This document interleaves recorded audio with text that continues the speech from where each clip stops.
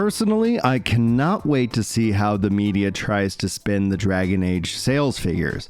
Now, I have a pretty clear guess because we're still seeing them try to spin Alan Wake's 2 sales figures in a positive light, with IGN tweeting, "Alan Wake 2 continues to be a success for Remedy, with the company reporting it has recouped most of the game's development and marketing cost as of the end of September." And for me, when I read this and when we do the calculations for this game, I'm telling you hands down, this feels incredibly dishonest. It's not that they're fully lying to us, but it's how they omit the truth and how they hold us back from the full picture of the truth. We've seen this happen before with them talking about Concord. There are countless examples, and it's not just IGN who's to blame here. When we look at games journalism and the collapse of trust within the industry, I think it's clear when we see articles like this, like with what Kenneth is sharing to me here today. The Astroturfing is just absurd, and the report is that Dragon Age the Veilguard has become EA's best performing single player game on Steam. The truth is yes, for the longest time, they have not launched their games on Steam, so it is very clear that a established IP would have some modicum of success. I've never stated otherwise. What's not true about this is that how it's phrased is it's trying to push a positive narrative, when in reality, had Dragon Age Inquisition or even other Dragon Age games launched day and date on Steam back in the day, like Veilguard did, you would see a vastly different number. And the reporting that has been going on around this game is piss poor, to say the least. Now, am I coping as Kenneth thinks that I am? Not really. We're going to dive into the industry standard calculations of it. I just think that when it comes to this kind of reporting and these kind of articles being shared, there's a clear agenda, a massive amount of astroturfing to try and juice sales any bit, to try and recoup any amount of money that the dev team has lost. And we'll talk about the money that they've lost here in this video. Let's continue on, because to put it into, I think, what would be a better comparison, I've seen people talk about Monster Hunter Wilds, I've seen people talk about Boulders Gate 3, but I think the reality is that our better comparison is actually from Grand Blue Fantasy Relink, and Dragon Age Origin could not beat that niche JRPG in terms of its peak concurrent. And concurrent is also something that I see a lot of gamers get confused over. They think of it as total players, and that is furthest from the case. So let's dive into the numbers and break it all down. And listen, if you don't trust the numbers that I share with you here, that's perfectly fine. I mean, I get it, right? But I'm going to walk you through how these calculations are actually made, and even talk about the reception on console and what numbers we can actually see over there. This isn't an exact number, only EA will have that.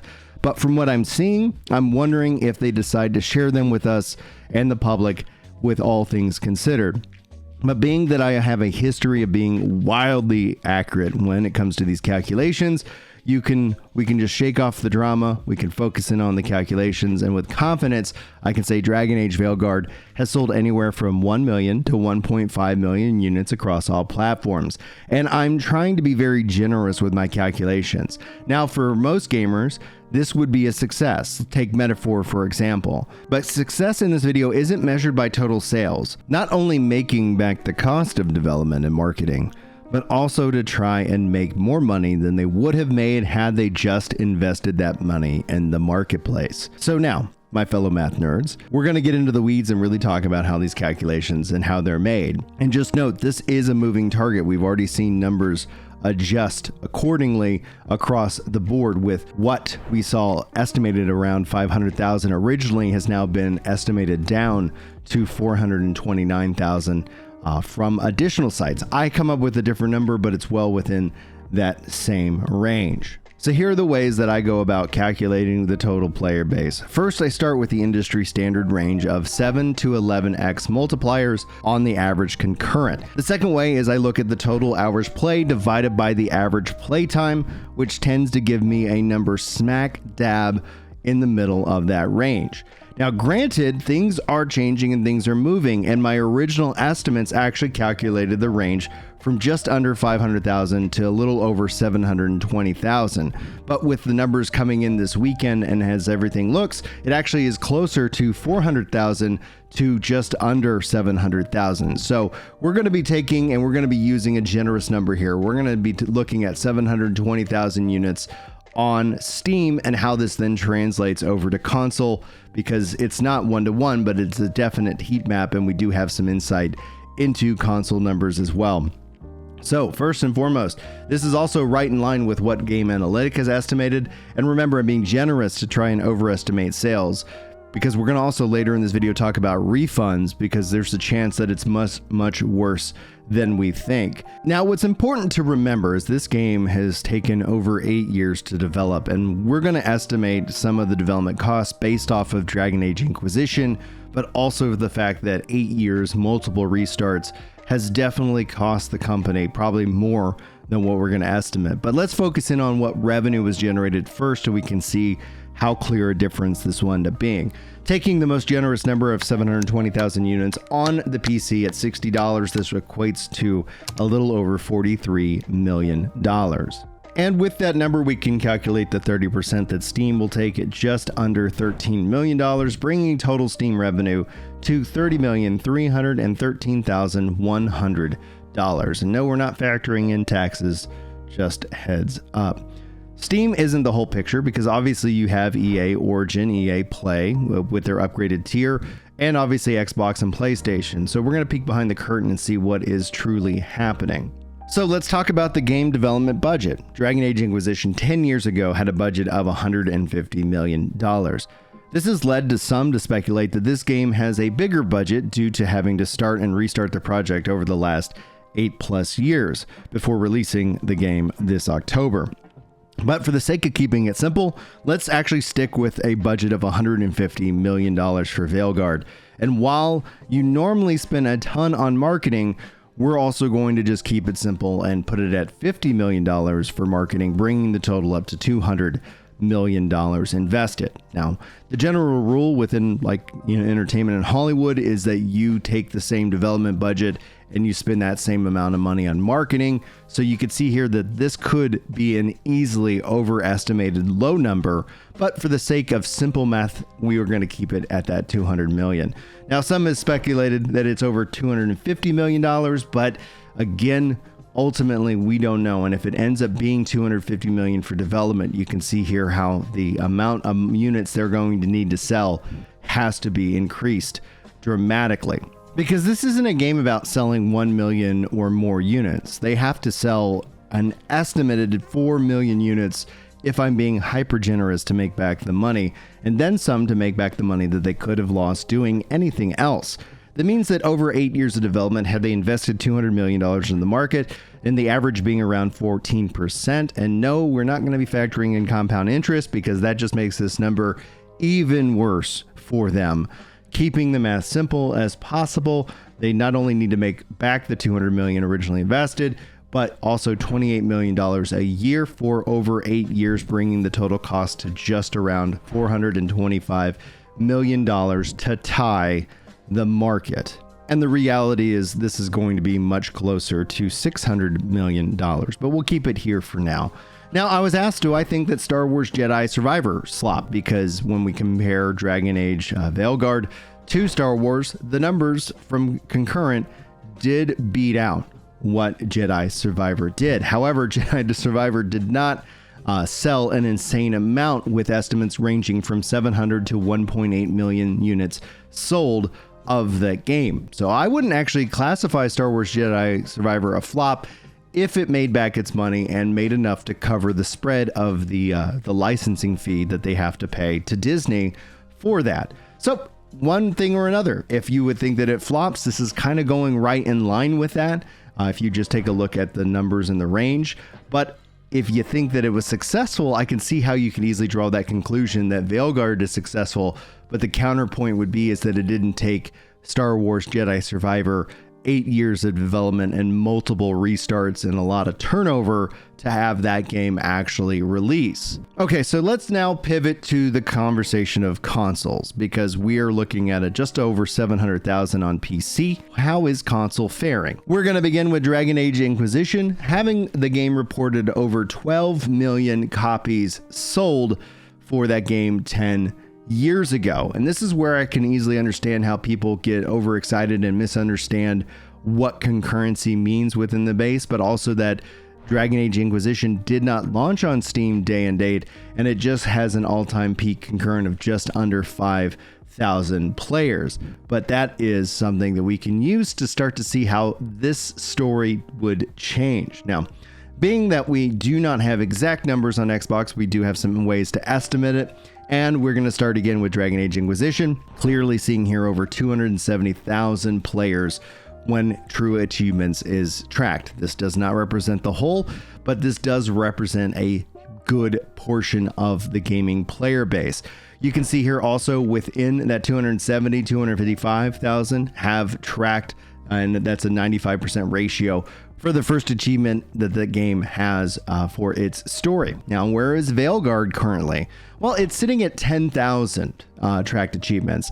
And when we look at how many people have completed the first storied part of the game, you can see here a 99% clear ratio. Why is this important? Well, I would estimate this is also a multiplier of 10 when it's all said and done. So I could easily say and feel confident that on Xbox, Dragon Age, the Veilguard has moved at least 100,000 units. But how's it faring on PlayStation? PlayStation has the bigger player base. So let's again start with Inquisition from the PS3 to the PS4, coming in from the tracking of PSN profiles at just under 500,000 units.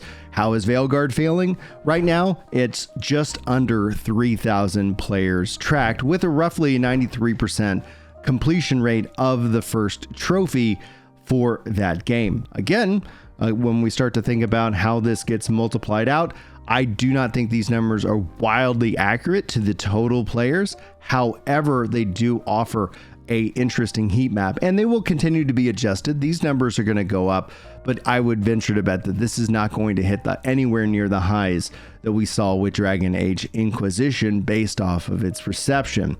So with 700 plus sales on PC, I think we can really safely estimate that they have another 700,000 units across console, which roughly brings us to my 1.5 million units sold. Now on console, the game costs $70, so that would be $54,538,050. But we then take the platform cut of 16 million, bringing the total to $38,176,635. So bringing in the Steam numbers and pushing that up to just under $70 million. Earlier, we talked about the calculation needing to bring in $425 million to tie the market, assuming you're not bringing in compound interest and other factors, just trying to keep the math as simple as possible so everybody can follow along at home. That would have the game at its current moment with a total loss of $355,510,265 if I'm being generous. Now, obviously, EA and Origin Play, that's just going to be a rounding error at this point because the next bit of the conversation, the final piece of this video, is going to focus in on refunds. Now, you can see here multiple sites are reporting the average playtime is just 0.5 hours. This is important to note because I do think that we're going to see a massive amount of refunds for this game, and Steam shares this data with us. Now, just note that this is total site-wide, but you can see here on October the 31st and the weekend of November the 1st through the 2nd, there has been a clear spike in the amount of refund requests having been made. This isn't going to be one-to-one to Dragon Age the Veilguard, but it does show that things are happening. And then when you factor back in the overall average playtime being well within the Steam refund policy limit, I think one of two things is happening. People are either not really liking the game and deciding to refund and move on, or people already didn't like the game and they wanted to go leave a negative review and then refund their money as well. I think that's going to be something that's going to play out in time. And so over the course of the next several weeks, we'll have an even clearer picture. if we get any official announcement or official news from the developers, that will be very interesting, because if they have taken such a bath, I don't know how you could spin it in any other way other than that this game has not lived up to its expectations. I think the standard Square Enix style of reporting has failed to live up to expectations, which doesn't mean it isn't profitable. It just means that it didn't make the money that they were hoping that it would make. Right now, at the time of this recording, I don't think Veilguard is a profitable game, which would put it in the category of a failure because no one is making games to lose money. But we will see how this shakes out, and we'll see how accurate I am or inaccurate when it's all said and done. These numbers don't lie. They tell a very interesting and painted picture, and it is a interesting conversation when it comes to the culture war within gaming and the impact of Gamergate 2.0, and whether developers and publishers will learn lessons or whether they're going to be stuck in a hard spot, kind of a damned if they do, damned if they don't approach to making games, because either they have to bend the knee to the chuds or they have to bend the knee to the wokies. And I use those terms loosely. We don't want to get into the definitions here because it just means we're going to spend too much time trying to agree on what words mean or what they don't mean. But now I think it's time that we wrap up this video with style, with our message of hope. For those of you who are new around here, I do believe heavily in focusing on both your physical, mental, and spiritual health. That's 3 pillars that make up who you are. So as we go into probably a pretty turbulent week, I don't know about you, but this week feels already intense. The online world is going to be something that's going to get really noisy, really quick. There's going to be a lot of moving data. And when it comes down to what is true and what isn't, well, that will have to get sussed out with time. But what I want to focus in on, what can we do? What can we control? And that's where, when it comes to our mental health, it's interesting. There's a couple of different ways that we can kind of hack our brain. And this is just stuff that I found that works for me. And if any of it translates and works for you, awesome. If not, I want to encourage you to keep on fighting. There has been I would say, an epidemic of especially men harming themselves in a permanent way, which like we want to try and prevent that. We want to encourage you guys that despite how much struggle that you're going through right now, this is I would say a temporary struggle, and there is hope. There is ways to fight back and find this out. And what I would encourage you first and foremost, especially if you're thinking about doing something, permanent to yourself, go talk to a friend. Go find somebody that you can just talk with and either have, lunch with, dinner with. It doesn't matter. Just go and give them a call, because I would put money down that they would rather hear your story than attend your funeral. And I think that's a real big thing that we can always do. There is no weakness in asking for help. There's no weakness in asking or going into therapy. I would highly recommend cognitive behavior therapy as a tool. But let's focus in on some of the practicalities that you might not be aware of that are actually negatively impacting your life, which could be leading to this. While I do suffer with seasonal affective disorder, something that happens to a lot of people, especially as the time changes and all these things happen, note that vitamin D and exercise can go a long way. But setting that aside, a couple of simple things. If you can make your bed, if you could brush your teeth, and if you could take a shower, those are 3 things that will make you feel better. Every time you walk into your bedroom and you see a made bed, it actually has this interesting, peaceful kind of approach because you've done something. And when you start off, especially when you start off your day with wins, where you're like, yep, I made my bed. Yep, I took a shower, brushed my teeth. You feel better, and it actually builds up momentum to help you achieve the other things. I think momentum is one of the things I don't see talked about enough in our lives, especially if you're somebody who maybe has ADHD, for example. There's several different things that you kind of have to learn about how your brain functions so that you can actually achieve the things that you want to achieve rather than spend this time beating yourself up. Whether you're doing it consciously, I guarantee you, whenever you see something around the house or around your apartment or wherever you're living, that needs to get done that you don't do, you're wasting processing cycles in the background, thinking that, man, I should go and do that. And then telling yourself that you're not worth it, that you're not worthy. And that is a bold-faced lie. You are worthy, you are loved, and you are worth it. And I want to encourage you to keep fighting, to keep struggling like the rest of us. Forward, ever forward. You're worth living for and you're worth love, and I honestly just hope that you have the best day ever. If you hung out for the message of hope, that means you stuck around for the whole video, and it does mean a lot to me. Thank you so much for that support. Hopefully, guys, I will see you in my next video, but until then, take care.